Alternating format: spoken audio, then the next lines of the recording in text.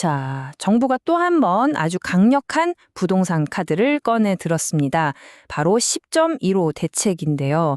과연 이번 대책이 이 펄펄 끓는 시장의 불길을 잡는 그런 결정적인 한 수가 될 수 있을까요? 오늘 그 핵심만 명쾌하게 짚어드리겠습니다.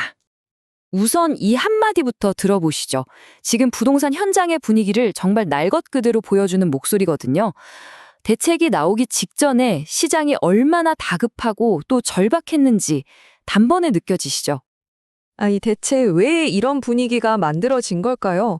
모든 것의 시작은 바로 서울, 그중에서도 한강 벨트라고 불리는 핵심 지역들에서 나타난 이상 과열 현상이었습니다.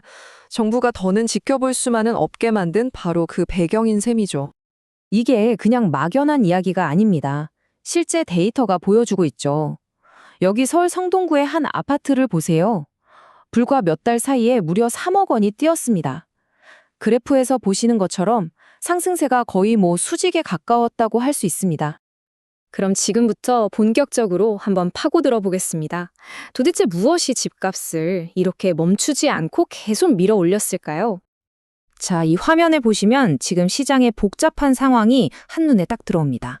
우선 규제가 곧 시작된다는 소식에 막차 타야 한다는 조급함이 번졌고요.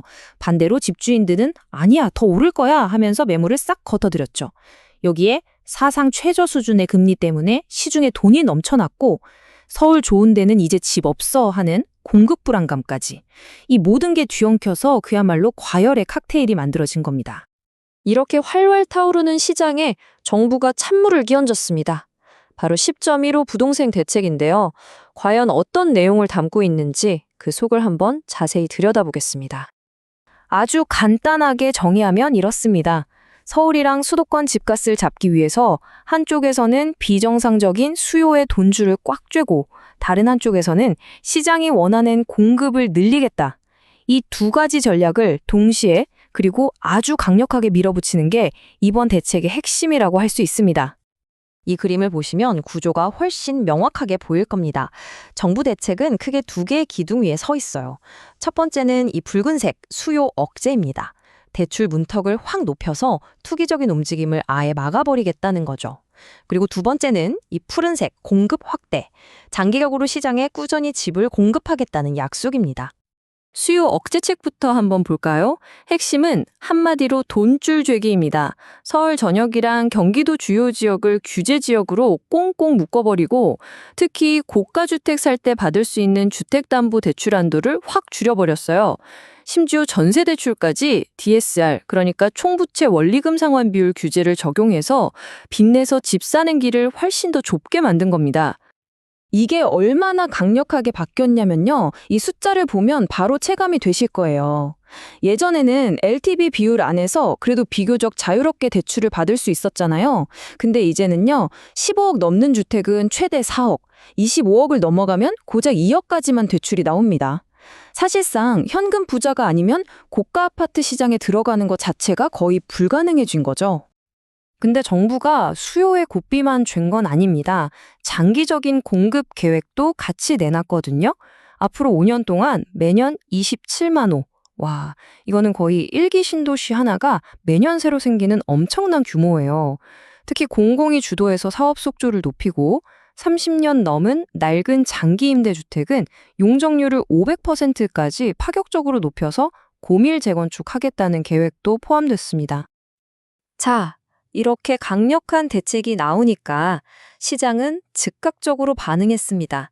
그런데 과연 그 반응이 한 방향이었을까요? 잠시 틈 87%. 이 숫자 하나가 정말 많은 걸 말해줍니다.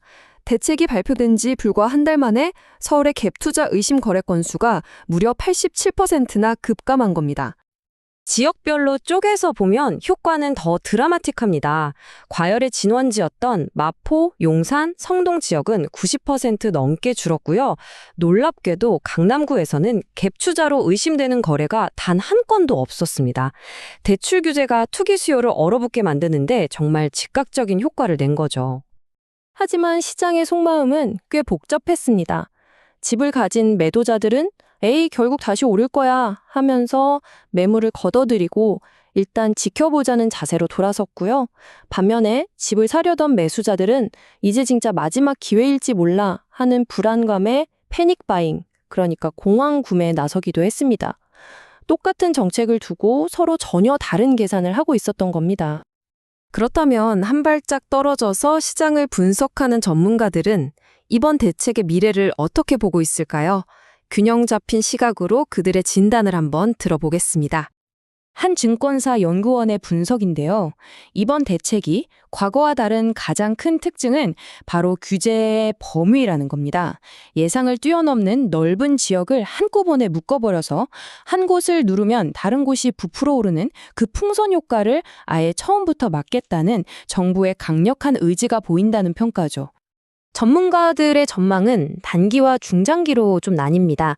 단기적으로는 워낙 규제가 강력하니까 가격 상승세가 일단 주춤할 거라는 긍정적인 전망이 많습니다. 하지만 중장기적으로는 어떨까요?